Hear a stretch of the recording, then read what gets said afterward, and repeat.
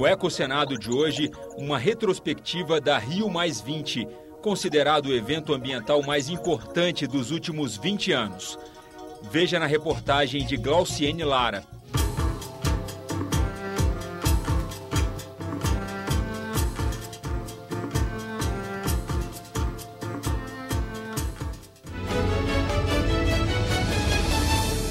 Na abertura da Rio+20, a maior de todas as conferências da ONU, 188 países se reuniram para responder a um desafio: como fazer a economia crescer com inclusão social sem destruir o meio ambiente. Não tenho dúvidas que nós estaremos à altura dos desafios que a situação global nos impõe. 110 mil pessoas de volta ao Rio de Janeiro, 20 anos depois da Rio92, a conferência que lançou o conceito de desenvolvimento sustentável. Mas as decisões ficaram só no papel. A Eco 92 foi um ponto positivo. A partir dali se alavancou muitos processos importantes no mundo inteiro, exceto do ponto de vista da implementação. Nós não podemos retroceder. O Rio Centro, na Barra da Tijuca, virou território internacional da ONU, com 45 mil pessoas credenciadas e 500 atividades oficiais. 630,000 people.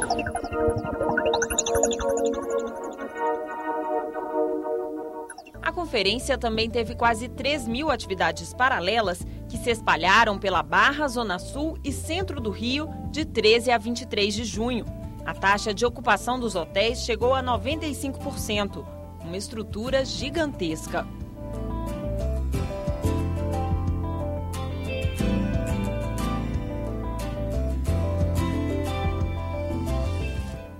Doze mil delegados circularam por quase 600 mil metros quadrados no Rio Centro.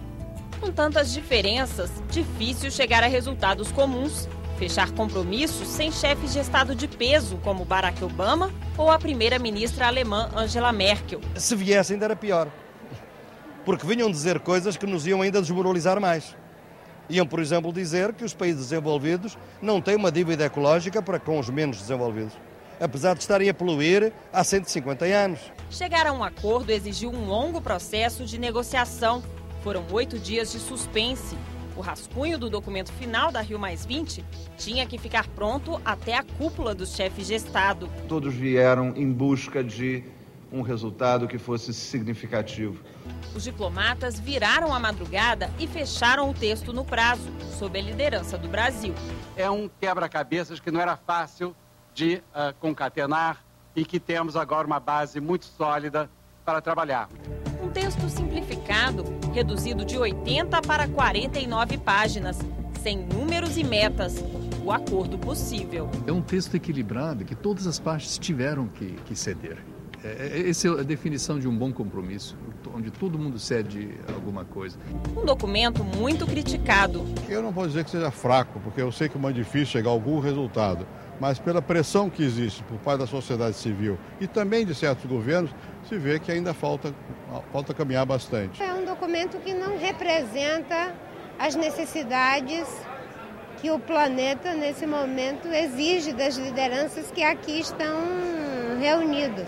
O documento é dividido em 6 partes. A primeira contém a visão dos países da ONU sobre o futuro, combinar desenvolvimento econômico, social e conservação ambiental, erradicar a pobreza e mudar os padrões insustentáveis de produção e consumo. Que aqui envolve padrões de produção e consumo para os países em desenvolvimento e desenvolvidos, para todos.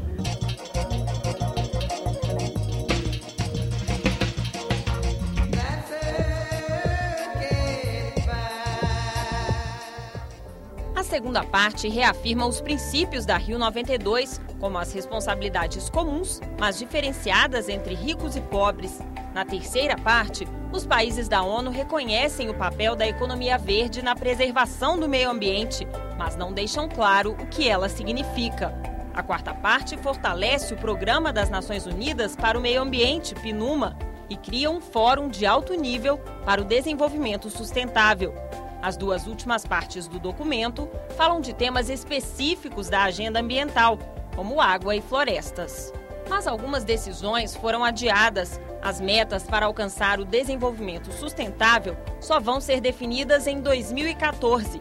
E fica para a Assembleia Geral da ONU, no fim do ano, determinar como o Fórum de Alto Nível deve se organizar e se o PNUMA vai virar uma agência. Para haver um consenso, todos aqueles que têm assento nas Nações Unidas têm que concordar, e nós sabemos que a diversidade dos países são extremas, mas uma sinalização de se criar um fórum político, de debate político nesse sentido, já é um grande avanço. Quem vai pagar essa conta, o documento também não diz. Apenas prevê a integração com organismos internacionais, como o Banco Mundial. O nível de ambição nessa área de financiamento foi seguramente afetado pelas crises atuais. O texto admite que é preciso uma nova forma de medir as riquezas dos países.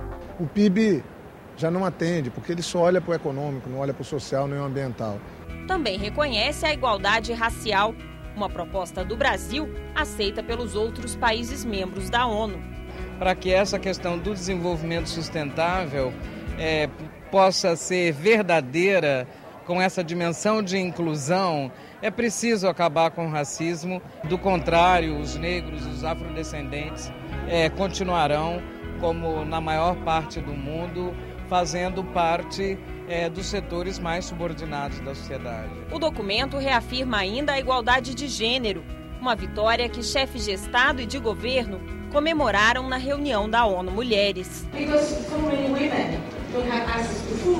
Segundo a diretora da organização e ex-presidente do Chile, Michelle Bachelet, a cada 10 chefes de Estado ou a cada 5 parlamentares, menos de um é mulher. Porque de nada adianta o debate sobre meio ambiente, sobre inclusão social, se nós não trabalharmos para incluir metade da população mundial, que são as mulheres. A ONU Mulheres e a secretária de Estado norte-americana, Hillary Clinton, também criticaram a ausência dos direitos sexuais e reprodutivos, como a escolha de ter ou não filhos. Pontos excluídos do texto por pressões do Vaticano. Se nem todas as minhas posições, ou nem todas as posições de cada um dos aqui presentes, não estão lá, é porque, quando se tem relações multilaterais, há que respeitar a diversidade. A questão dos oceanos também ficou sem resposta. O documento não determina quem deve governar as águas em alto mar. Estados Unidos e Venezuela estiveram juntos para que nós não avançássemos na questão dos oceanos. Os oceanos foram um dos assuntos dos diálogos de desenvolvimento sustentável. 10 mesas temáticas promovidas pelo governo brasileiro, com 100 convidados do mundo todo. Todos esses resultados foram levados aos chefes de Estado. Coube a eles decidir o que a Rio+20 iria deixar para o mundo.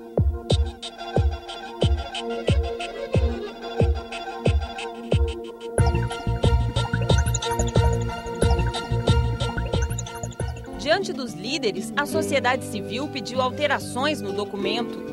O grupo dos 77 países em desenvolvimento mais a China não conseguiram criar o fundo de 30 bilhões de dólares anuais para financiar o desenvolvimento sustentável. Não adiantou o apelo dos africanos e de ilhas do Pacífico ameaçadas de extinção pelo aquecimento global, nem críticas dos presidentes latino-americanos.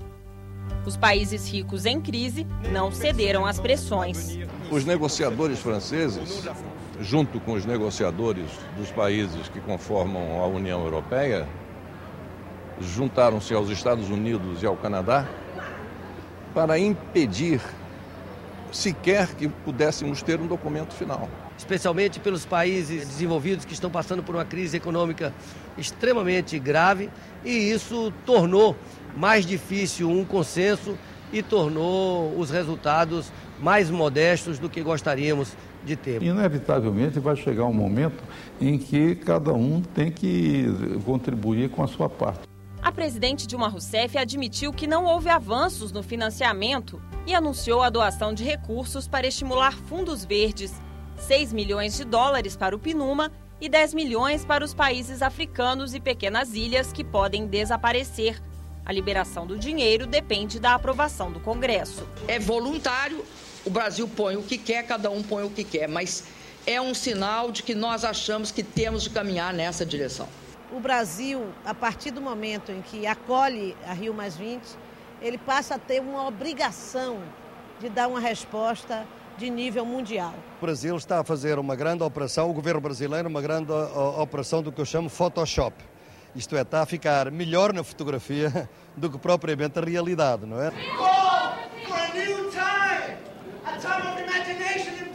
Mesmo sob protestos e até ameaça de bomba no estacionamento do Rio Centro,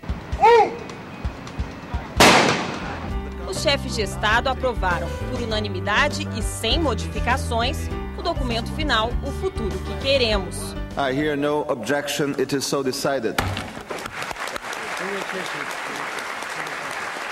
A Rio+20 é um ponto de partida. É o alicerce de nosso avanço. A participação da sociedade civil transformou a Rio+20 na maior conferência das Nações Unidas. 36 representantes da Cúpula dos Povos entregaram uma carta ao secretário-geral da ONU, Ban Ki-moon, com propostas alternativas. Os atores que causaram a crise são os mesmos atores que estão propondo as soluções. Isso é um processo que nos leva a desacreditar realmente na proposta oficial do documento, que foi muito criticado pela sociedade civil. Mostramos a ele o nosso poderio, né? Nós vamos continuar em luta e tentando mudar esse planeta. A Rio+20 será importante, será considerada um evento importante no futuro pela mobilização que ela constituiu, pela ampliação da consciência mundial e pela pressão que exercerá sobre governos e sobre parlamentos no sentido de avançar na agenda do desenvolvimento sustentável.